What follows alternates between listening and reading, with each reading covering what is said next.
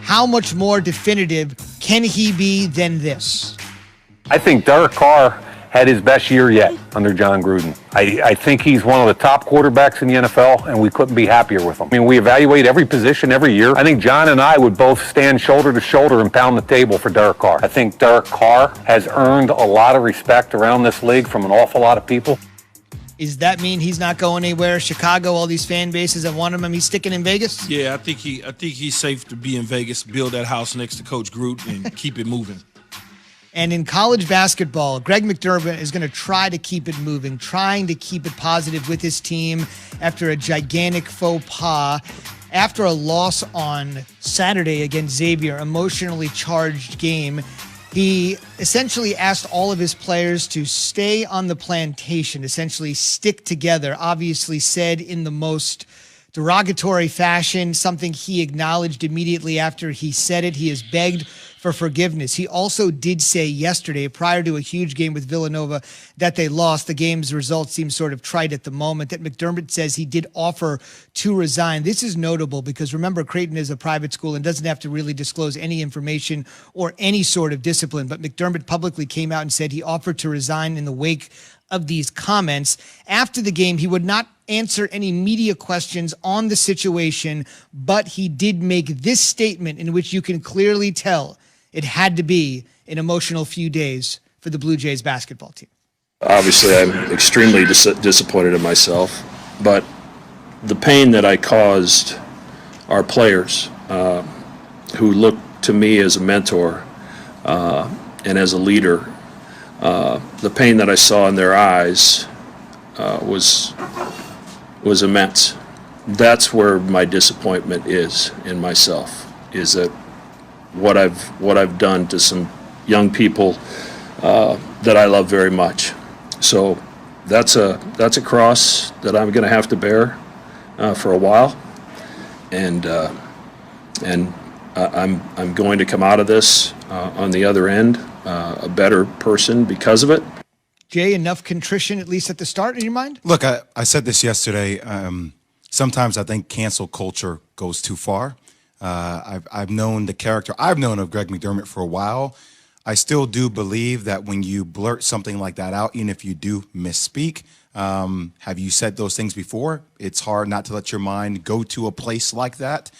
But Greg McDermott is also not the first person I've heard that's said things similar to this. And, look, it's a learning opportunity, which, I try to make sometimes mistakes as those opportunities. If his players still want him to coach, okay. I just don't forget. I move forward, but I don't forget. I'll leave it at that. I don't know. I'll leave it at that. I don't really know what to add to that. I mean, my thing is, like, sort of kind of like Jay saying, I don't know the coach, and I'm not in the cancer culture, because when you do things, you cancel yourself.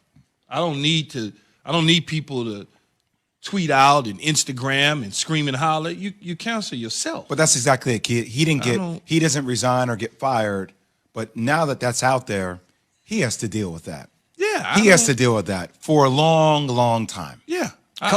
His cross to bear. If you coming into my house to recruit my son, you probably not going, I'm probably not picking up the phone, even if it's his only scholarship offer. But that's who I am. Mm-hmm. I don't subscribe to that type of behavior. I don't give a damn if it's a coach, an executive here at ESPN, or any other place that I've been a part of. I just don't. It's just not who I am. Mm-hmm. It wasn't built that way. Look, we're always going to do our job, Zubin. We're always going to be, we're going to speak our mind. But, Key, this is what life is. Yeah, they got Creighton University has to live with it, make the decision of what they want to do, and so does the coach. I don't, those players, and those players' family, they've got to make the decision. Exactly. And they played last night. They played last night. They played. That was the decision that they made. They felt they wanted to play. And he said that he approached them about resigning, and no one seemed to want him to resign. So, I'm not on the team. Last I'm second, not on the team. Right. in the last minute we have here, want to mention they do have one more game left in the regular season. Saturday, they'll take on the Bulldogs of Butler, and that's a big game for them in the Big East. The school did say that if there was going to be any discipline meted out, they weren't going to release it, and they can kind of hide behind the fact that they're a private institution and don't have to do that. But there is the question of should he have just, we always talk about optics here too, right? It's never just as black and white as it seems, no pun intended there. There's always the sort of ramifications. Should he have just stepped away, understanding last night could have been a Big East title clinching win? That's so hard to put that to the side considering the stakes. But considering everything that was going on, should he have just stepped away last night? Probably so. But if his players wanted him to play, wanted him to coach, then what are you going to do? Yeah, that whole thing about stepping away. You're dealing with 18, 19, 20, 21-year-old kids, man. They look for adults to guide them in the right direction because their minds, as we know, we were young like that once upon a time too. Mm-hmm. Your mind can't go there quite. You're scared. You don't know. You know all of those things. We talk about it all the time, Zubin. That's fair enough. And those guys deserve the opportunity to try to win the Big East. And if their coach could have gotten a step closer, maybe